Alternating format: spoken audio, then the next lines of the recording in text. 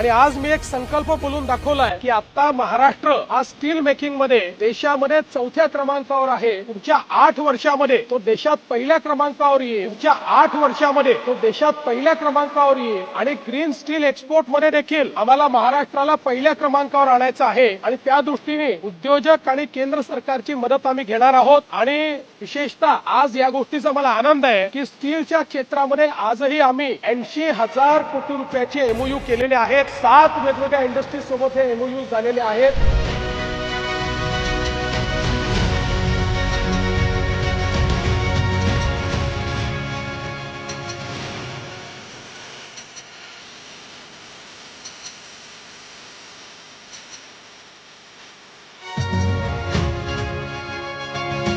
हे विदर्भ, मराठवाडा आणि कोकण या 3 भागांमध्ये एमओयू झालेले आहेत आणि यामुळे स्टील सेक्टरला महाराष्ट्रामध्ये एक नवीन उभारी येईल हा मला विश्वास आहे.